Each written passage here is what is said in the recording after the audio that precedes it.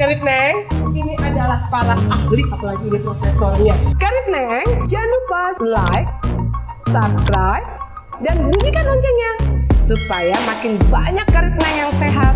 Banyak pertanyaan Karip Neng tuh. Satu, beat kita kan mau bikin Bloody Mary. Apa tuh Bloody Mary merah membara, bikin smoothies. Ya enggak sih?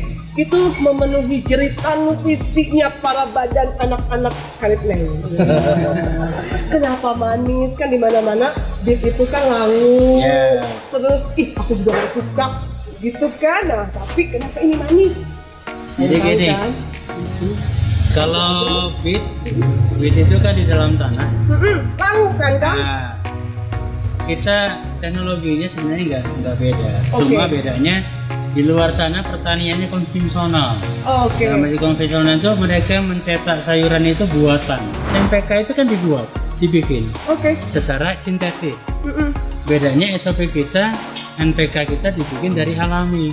Namanya unsurnya tetap sama, kimia sintetis, kita kimia juga, tapi kimia organik.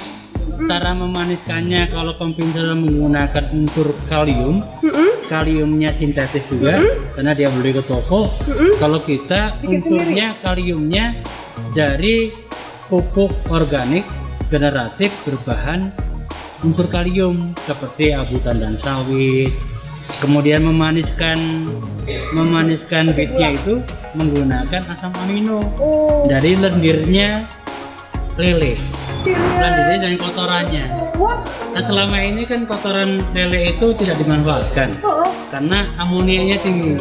Nah, kita rubah teknologinya. Amonia itu diproses melalui teknologi nitrobakter, merubah amonia menjadi pupuk dengan cara nitrifikasi namanya. Jadi dirubah agar dia berfungsi sebagai pupuk, makanya dimasukkan namanya bakteri nitrobakter. Itu untuk merubahnya. Jadi sebenarnya kalau kita ngomong rasa alami enak itu ya kembali ke alam. Jadi kalau kita makan lele kuning asam amino tinggi, tapi berbahaya nggak sih buat tubuh? Enggak, asam aminonya pertanian. Oh, pertanian. Beda dengan asam amino unsur yang di tujuan tubuh. Itu beda sekali. Beda banget.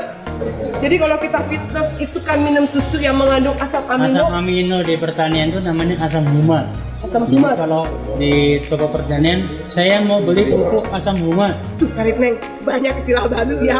Jadi prinsipnya gini, Neng. Oke. Tanaman itu perlu juga punya daya tahan, kesehatan, cukup makan, ya enggak? Nah, seperti halnya juga manusia. Iya. Ketika tanaman sehat, itu semua ternutrisi dalam tanah untuk pembentukan akar, batang, daun itu Ini sempurna. nih, nih, profesor ini. Iya.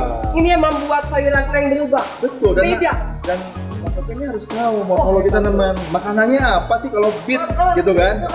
Sayurnya Neng itu beda. Ini Garut bukan? Ini Garut bukan? Jadi kalau tadi Kalau yang lain nggak awet, biasanya awet 2-3 hari. sebetulnya itu harusnya begitu. Oh, gitu? Iya, di alam bebas dengan alam yang memang sudah mencukupi kebutuhan nutrisi tanaman segala macam. Tadi. Ya, aslinya harusnya begitu yang kita punya tadi. Beet ini kan dulu tidak dibudidayakan, Iya. tanaman-tanaman liar. Dan rasanya tuh seperti itu. Nah, kita back to nature kepada rasa-rasa yang seperti pernah ada. ada. Memori ya, rasa Jadi yang bukan pernah yang ada. palsu. Oh gitu. Tapi dari dulu sih memang bukan terkenal. buatan. Oh, bukan buatan gitu. Kalau bicara herbal itu konten produknya harus kembali lagi pendukungnya. Oke. Fungsional, dia mengobati, dia bisa merecovery itu kembali lagi ke bahan-bahan yang baik. Ke bahan yang baik. Sayur yang segar, buah yang baik, ternutrisi dengan baik, bukan asal organik kaleng-kaleng. Nih, semua dijelaskan. Tadi udah lihat kan ada klinik tanamannya. Pupuk itu ada banyak, Ada kompos pupuk buatan, alami gitu. kompos. Heeh. Kemudian pupuk hayati. Apalagi tuh si Hayati. Pupuk hayati itu pupuk yang menghasilkan menambahkan unsur NPK tapi di dalam tanah berbasis mikrobiologi. Oh. Ada bakteri khusus. Kalau di kita namanya probiotik tanah. itu memang khusus membudidaya tanah agar secara alami mereka menyerap unsur hara dalam tanah. Nah kemudian kalau untuk masalah tadi alami dari menciptakan rasa itu ada beberapa trik. Saya kepengennya manis nih ya, kepengen manis. Apa buah? Namanya kayak pisang, pit. Manis itu ada unsur kimia. Kimia kalium tadi. Tapi alternatifnya ada juga. Saya zaman dulu waktu kecil saya. Kalau kamu nyuci daging jangan dibuangnya airnya. Iya katanya itu buat tanaman katanya. Biar belimbingnya manis. Itu yang saya pakai. Ada anyirnya, ada amisnya. Nah itu mendorong pertumbuhan mikrobiologi tanah. Kalau kita kasih itu sama aja kita memberikan makan memberikan makan bakteri yang ada di akar tanaman. Akhirnya dia bisa merubah itu menjadi manis. Kenapa itu bitnya juga katanya unyu-unyu tapi manis, unyu juga manis. Tidak bau tanah. Enggak bau tanah, enggak langu. Neng, nanti ya kita dengar lagi ya cerita kita. Sampai ketemu. Sampai ketemu.